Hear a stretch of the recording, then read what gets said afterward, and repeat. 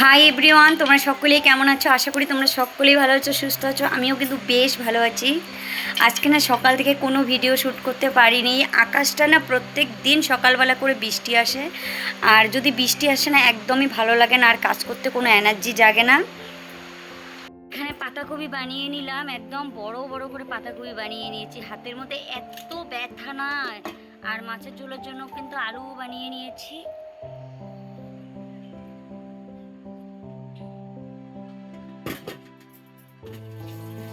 এখনও তো টিপ কলে জল আছে, তার জন্য কিন্তু আলুটা আর পাতাকপিটা এখানে রেখে দিলাম। কিছুক্ষণ পরে কিন্তু ধুয়ে নিব।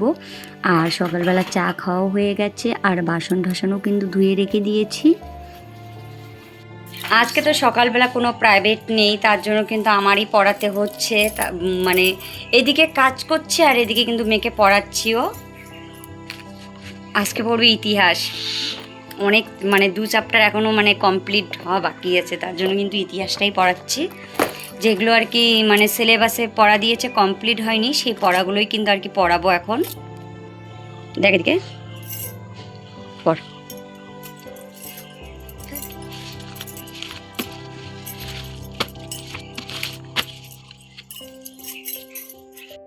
ওইদিকে কিন্তু মেয়েকে এতক্ষণ পড়ালাম, আর এখন কিন্তু 9টাই প্রায় বেজে গেছে। তারপর কিন্তু রান্না বসাতে আসলাম।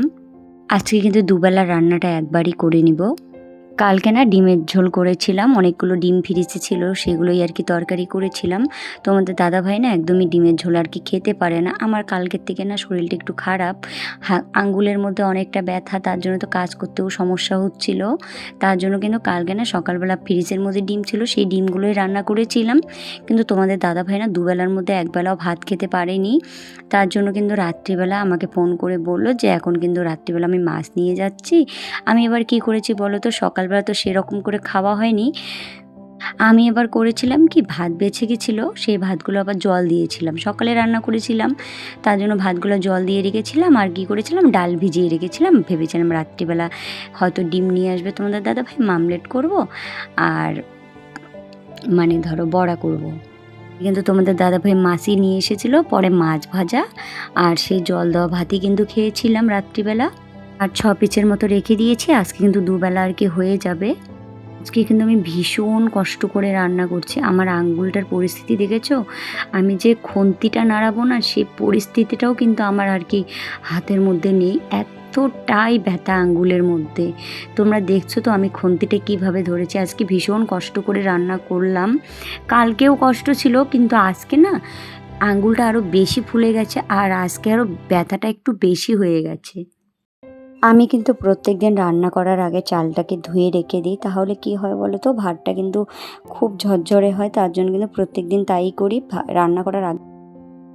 আজকে কিন্তু করবো মাছের ঝোল আর পাতাকপি, তাছাড়া কিন্তু আর কিছু করবো না। মিক্সচার মেশিনে মশলাটাও করে নিয়েছি।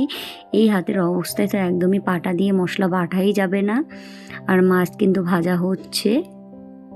আমাদের কিন্তু রাত্রিবেলা একদমই মাছ নিয়ে আসে না, শুধু কোনো কারণে যদি আর কি খেতে না পারে আর ইচ্ছে যদি না করে, সেই দিনও কিন্তু আর কি মাঝে মাঝে মানে প্রায় 3 মাস পর একদিন হয়তো মাছ নিয়ে আসে রাত্রিবেলা, বেশি আনে না, বললাম না। আর এখন কিন্তু মাছটাও ভেজে নেওয়া হয়ে গেল। মাছগুলো কিন্তু একটু লাল লাল করেই ভেজে নিলাম। আমার আবার অল্প করে ভেজে নিলে না মাছ আমার খেতে ইচ্ছা করে না। আর ওইদিকে কিন্তু ভাতটাও বসিয়ে দিয়েছিলাম। সকালবেলার থেকে তোমাদের সঙ্গে কোনো ভিডিও করতে পারিনি, কারণ শরীরটা ভীষণ খারাপ দিকে কোনো কাজ করতে পারছি না। মানে হাতটার তো ব্যথাটা একটু বেশি, তার জন্য কিন্তু আজকে আমার সমস্ত কাজও করতে লেট হয়ে গেছে। বাজার যেতে যেতে কিন্তু প্রায় আমার আজকে 10:30 বেজে গেছে। এমনিতেও কিন্তু আমি 9টা বলো মানে 9:30টার দিকেই বাজারে যাই, কিন্তু যেদিন করে আমার শরীরটা বেশি খারাপ লাগে, কাজ করতে আর কি লেট হয়, সেই দিন করে কিন্তু 10টা 10:30টাই বেজে যায়। আজকেও কিন্তু আমার সেম আর কি 10:30টার সময় বাজারে গিয়েছিলাম। এসে তো দেখি মেয়ে একদম রেডি হয়ে গেছে স্কুল যাওয়ার জন্য। ঝোল করার জন্য কিন্তু জিরা আর পেঁয়াজ সম্বার দিয়েছি, তারপর কিন্তু লবণ আর হলুদ দিয়ে দিলাম। দেওয়ার পর কিন্তু কিছুক্ষণের জন্য ঢাকা দিয়ে দেব। মশলাটাও দিয়ে নিলাম। দেওয়ার পর কিন্তু একটু ভাজা ভাজা করে একটু জল দিয়ে ঢাকা দিয়ে দিলেই কিন্তু আলুটা সিদ্ধ হয়ে যাবে। এখন আলুটা সিদ্ধ হোক, আবার কিন্তু বাইরে যাব মেয়েকে পড়ানোর জন্য। কিন্তু ঘরে আসলাম আবার, আর জলটা কিন্তু শুকিয়ে গেছে আর আলুগুলো কিন্তু বেশ সিদ্ধ হয়ে গেছে। বাজার যাওয়ারও সময় হয়ে গেছে, কিন্তু কি আর করব, কাজ করতে আমার ভীষণ লেট হচ্ছে। দেখো মুখের কি অবস্থা হয়ে গেছে, শরীরটা না ভীষণ খারাপ কয়েকদিন ধরে, কোনো কাজ করার এনার্জি পাচ্ছি না। তার মধ্যে হাতের মধ্যে ইনফেকশনটাই আরও বেশি মানে সমস্যা হয়েছে। একদিকে একদম মানে গালের এই সাইডটা একদম ঘা হয়ে আছে, এই সাইডটারও ভীষণ কষ্ট, কিন্তু হাতের মধ্যে আবার কালকের থেকে ইনফেকশন হচ্ছে, সেটার জন্যও কিন্তু ভীষণ কষ্ট হচ্ছে। তার জন্য কিন্তু একদম শরীরটা মানে একদমই খারাপ বলতে গেলে। অনেকগুলো মানে ওষুধও দিয়েছে, মানে এই ঘায়ের জন্য ওষুধ নিয়েছি। এগুলো তো একটা বাড়তি ওষুধ খেলে কিন্তু শরীরের পক্ষে খুব ক্ষতিকারক আর কি। আমার কিন্তু ওষুধগুলো খাওয়ার পর না শরীরটা কিন্তু ভীষণ খারাপ হয়েছে। অ্যান্টিবায়োটিকগুলো না একদম পাওয়ারই অ্যান্টিবায়োটিক দিয়েছে। ঝোলের জন্য কিন্তু জলও দিয়ে দিলাম আর মাছগুলোও কিন্তু দিয়েছি। এখনও কিন্তু ঝোলটা ফোটেনি, তার আগেই মাছটা দিই, তাহলে কী হয় মাছটা একটু নরম নরম হয়। তোমাদের দাদা ভাইয়ের আবার একটু নরম মাছটাই বেশি ভালো লাগে। মাছের ঝোলও কিন্তু হয়ে গেছে, আর এখন কিন্তু পাতাকপি বসিয়ে দিয়েছি। বাচ্চাদের যখন পরীক্ষা আসে না, মায়েদের কিন্তু ভীষণ টেনশন হয়। ওর পরীক্ষা আমারই কিন্তু টেনশন, তার জন্য কিন্তু সাত সকালে ঘুম থেকে ওঠা বলো, পড়ানো বলো, মানে এগুলো করেই কিন্তু আর কি পরীক্ষার একটা মাস কিন্তু খুব একটি মানে বলতে গেলে ব্যস্ততার মধ্যে দিয়ে কিন্তু আর কি পরীক্ষার একটা মাস চলে যায়। সেরকমই কিন্তু আর কি মানে যার পরীক্ষা তার চিন্তার থেকে মনে হয় মায়েদেরই চিন্তাটা একটু বেশি হয়।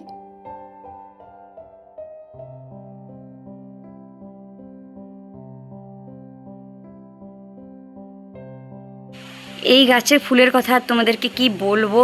এই গাছের ফুল কিন্তু সব সময় এরকম করেই ফুটে থাকে। প্রত্যেক দিন এই গাছের ফুল দিয়ে পুজো দিয়েও কিন্তু আর কি শেষ করতে পারিনি আর কি। একদিকে মানে যদি কলি থাকে আর একদিকে কিন্তু ফুল হয়, মানে 12 মাস এই গাছে কিন্তু ফুল একদম হতেই থাকে। আর দেখো কত গাঁদা ফুলের গাছ হয়েছে, অনেকগুলো তুলেও দিয়েছিলাম সেদিন। আর এখন কিন্তু এরকমই আর কয়েকটাই আছে, বেশি না নেই আর কি গাছ, ফুলের গাছ।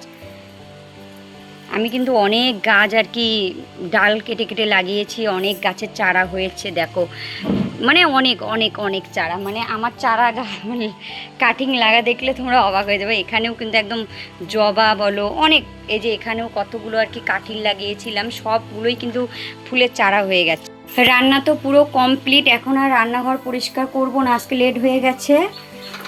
এই অবস্থায় এখন রেখে দিব, বাজার থেকে আগে তোমাদের দাদাভাইকে ভাতটা দিয়ে আসি, তারপর এসে কিন্তু রান্নাঘর পরিষ্কার করব। রান্নাঘর কিন্তু আর পরিষ্কার করলাম না, একদম এই রকমই থাক, একদম বাসন টাসন কিচ্ছু মাজিনি। আগে দোকানে যেতে হবে, বেলা পার হয়ে গেছে, আজকে 10টা বেজে গেছে গো। রেডি হয়ে গেছি, বাজার থেকে তো চলেও আসলাম, খাওয়া দাওয়া হয়ে গেছে, আর মেয়েও কিন্তু স্কুলে চলে গেল। আর কি করেছি বলো, পাতাকপিটা একদমই কড়াইয়ের মধ্যেই রেখে দিয়েছিলাম, সেই পাতাকপিটাও এখন নামিয়ে নিলাম। এরপর কিন্তু সমস্ত বাসন নিয়ে গিয়ে কলে পাড়েই ধুতে হবে। এখনও কিন্তু টিপ কলে জল আসেনি, আর টিপ কলে জল আসলে ঘরেই ধুতাম, আর এখন তো টিপ কলে জল আসেনি, তার জন্য কিন্তু কলে পাড়ে নিয়ে যেতে হবে। রান্নাঘরটাও মুছতে হবে, আর ঘরগুলোও এখনও মুছিনি আজকে।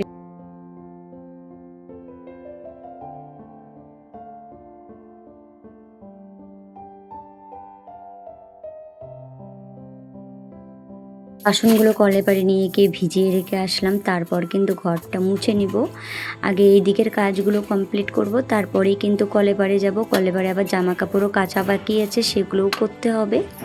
সকালবেলাটা যদি একবারই রান্না করা যায় না, পরে কিন্তু অনেকটা সময় হাতে থাকে, তারপর কিন্তু ধীরে সুস্থে অনেকগুলো কাজও করা যায়। বাড়িতে থাকলে তো কোনো ব্যাপার না, দুবেলা কেন 3 বেলাও একবারই রান্না করা যায়, যেহেতু আর কি দোকানে যেতে হয়, তার জন্য কিন্তু সময়টা হাতে অনেকটাই কম। ঘুম থেকে উঠে তো পুজো দেওয়া, রান্না বান্না, মেয়েকে পড়ানো সবই আর কি কাজ থাকে। তারপর কিন্তু দোকানে যাই, দোকান থেকে এসে আবার তোমাদের দাদাভাই মাছ দিক কি মাংস দিক, এসে আবার কিন্তু তাড়াহুড়ো করে রান্না করতে হয়।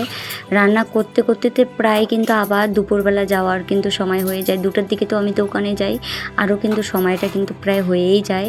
কিছুক্ষণ আবার রেস্ট না নিলে কিন্তু একদমই ভালো লাগে না। সকাল থেকে তো এত পরিশ্রম করার পরেও যদি একটু রেস্ট না নাও দুপুরবেলা, তাহলে কিন্তু শরীরটা না একদমই কোনো কাজই করতে চায় না। তার জন্য কিন্তু প্রত্যেক দিন রান্নাবান্না শেষের পরে কিন্তু একটু করে রেস্টও নেওয়ার চেষ্টা করি। তারপর কিন্তু মেয়ে স্কুল থেকে আসে, তারপরে কিন্তু আর কি দোকানে যাই। এখন তো মেয়ে ছোটো আছে, 2টার দিকে স্কুল থেকে বাড়ি আসে, দোকানে যেতে যেতে প্রায় 2:10 বেজে যায়।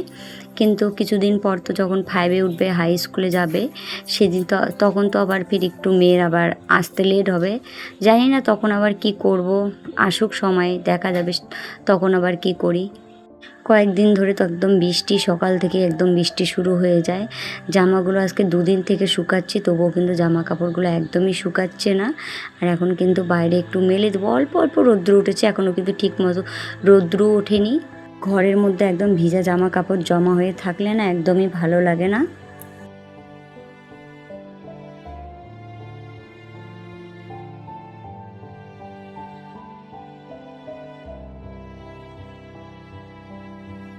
এগুলো তো রৌদ্রের মধ্যে দিয়ে আসলাম, আর এখন কিন্তু ঘর ঝাড় দিয়ে নিব। নেওয়ার পর কিন্তু আর কি ঘরটা মুছেও নিতে হবে। এখন তো তাও অনেকটা সময় হাতে পায়, যখন আবার দুর্গাপুজো আসবে তখন তো প্রায় একটা মাস প্রচণ্ড চাপের মধ্যেই থাকবো। তখন কিন্তু আবার ভিডিও দিতে একটু সমস্যাও হয়ে যাবে। সেই 7টায় রান্না করব, 8টার দিকে দোকানে যাব, একবারে রাত্রি 10টার দিকে বাড়ি আসব। তখন তো একদম নাওয়া খাওয়া একদম সবই ভুলে যেতে হবে আমাদের না। পুজোর সময় করে না প্রচণ্ড চাপ হয়ে যায়, তারপর কিন্তু হয়তো তোমাদের দাদাভাইও অসুস্থ হয়ে যায়, না হয়তো আমিও কিন্তু দোকানে থাকতে থাকতে ভীষণ অসুস্থ হয়ে যাই। কী আর করা যাবে, এগুলো করেই তো চলবে, তাই না? ব্যবসা করতে গেলে তো খাটনি আছেই বলা চলে। এই যে এখন শ্রাবণ মাস পড়ে গেছে, কিছুদিন তো একদম শ্রাবণী চুড়ির জন্য একদম মাথা খেয়ে নেবে কাস্টমার। এত সমস্যা হয় কি জানো, সাইজের সমস্যা হয়, সাইজের জন্যই কিন্তু আর কি চুড়ি মেলে না, চুড়ি পাওয়া যায় না। আর তখন একদম কাস্টমার কিন্তু খুব বাছাবাছি করে একদম না। তোমাদের দাদাভাই বলে কি এগুলো মাস না আসাই ভালো, মাথাটা করে একদম খারাপ হয়ে যায়। কিন্তু সমস্ত কাজগুলো করে তারপরে কিন্তু কলে পাড়ে আসলাম, আর এখন বাসনগুলো ধুয়ে নিব। কলে পাড়ে বাসন ধুতে না একদমই ভালো লাগে না। এই যে দুপুর টাইমটা যে আছে না, এই দুপুর টাইমটা আর সকালবেলা যে খাওয়া দাওয়ার টাইমে একটা পরে যে বাসন হয়, সেই বাসনগুলোই কিন্তু কলে পাড়ে আর কি ধুই। তাছাড়া কিন্তু সকালে যেগুলো বাসন হয়, 9টার আগে যেগুলো বাসন হয় সেগুলো রান্নাঘরেই ধুই। আবার কিন্তু মানে দুপুরবেলা যে খাওয়া দাওয়া হয়, তারপর তো খাওয়া দাওয়া দোকান থেকে এসে খাওয়া দাওয়া করতে করতে কিন্তু 3:30টার সময় আর কি প্রায় খাওয়া দাওয়া হয়ে যায়। দুপুরবেলার খাওয়াটা আমার আর মেয়ের মানে বলতে গেলে তোমাদের দাদাভাইয়ের তো একটু আগে হয়। তোমাদের দাদাভাই আমাকে বলে যে দোকানে যাওয়ার আগে খাওয়া দাওয়াটা করে নিও। আমার না একদমই ভালো লাগে না, কারণ বর না খেলে না বউদের খেতে কিন্তু একদমই ভালো লাগে না। সেটাও একটা বড় কথা না, এত তাড়াতাড়ি কিন্তু প্রায় 11টার সময় কিন্তু খাওয়া দাওয়াটা করি সকালবেলার, তার জন্য কিন্তু আর খিদা পায় না, তার জন্য তো তাড়াতাড়ি আর মানে খাই না। আর দুপুরবেলা খেতে খেতে কিন্তু প্রায় 3:30টাই বেজে যায়। পর কিন্তু ঘরে চলে আসলাম, আর এই রুমটাও না একদম এলোমেলো হয়ে আছে। মেয়ে তো পড়াশোনা করে এই রুমে, তার জন্য না বই খাতাগুলো প্রত্যেক দিন গুছিয়ে রাখি, আর প্রত্যেক দিন এলোমেলো করে রেখে দেয়। ওষুধ খেতেও কিন্তু ভুলে গেছিলাম, তার জন্য কিন্তু একটা ওষুধও খেয়ে নিলাম। মানে মুখের ঘায়ের জন্য না অনেকগুলো ওষুধ দিয়েছে, সেই ওষুধগুলো একটু টাইম মেনটেন করে খেতে হয়। বইটা গোছাবো, তারপর কিন্তু বিছানাটাও একটু পরিষ্কার করতে লাগবে, বিকালে আবার ম্যাম আসবে। আর একদম মানে বিছানাটা যদি একদম এলোমেলো হয়ে থাকে, তার মধ্যে না সিলিংটার মধ্যে তো কাঠের সিলিং লাগানো হয়েছিল, সেই সিলিংটার থেকে না এখন কাঠের ঘুণ পড়ে, তার জন্য একদম বিছানাটার মধ্যে পড়ে না ভর্তি হয়ে যায়। তার জন্য কিন্তু প্রত্যেক দিনই এই বিছানাটাও আর কি ঝাড় দিয়ে নিতে হয়। ওই ঘরে কিন্তু টিভিটাও চালিয়ে এসেছি, মানে শ্রীকৃষ্ণর মানে বাণী কথাগুলো একটু শুনছি। আমার কিন্তু খুব ভালো লাগে, কাজের ফাঁকে ফাঁকে কিন্তু টিভি দেখতেও আমি ভীষণ পছন্দ করি। আগে তো প্রায় সারাদিনই প্রায় টুকটাক করে টিভি চালাই থাকতো, এখন কিন্তু বেশি একটা টিভি চালা হয় না। তবু আর কি যখনই আর কি একটু সময় পাই তখনই কিন্তু আর কি টিভিটা চালাবো। দুপুরবেলা খাওয়ার সময় মানে টিভি দেখা ছাড়া কিন্তু একদমই আমার ভাত খেতে ভালো লাগে না। ঘরেও চলে আসলাম, আর এই ঘরের কিন্তু বালিশগুলো একদম এলোমেলো হয়ে আছে, সেগুলো একটু পরিষ্কার করে নেবো। আর সকালবেলা তো বিছানা টিছানা সবই পরিষ্কার করে নিয়েছি, তার জন্য কিন্তু একদম এলোমেলো আর কি নেই। আর এই বইটা কিন্তু মেলায় থেকে নিয়েছিল সেদিন।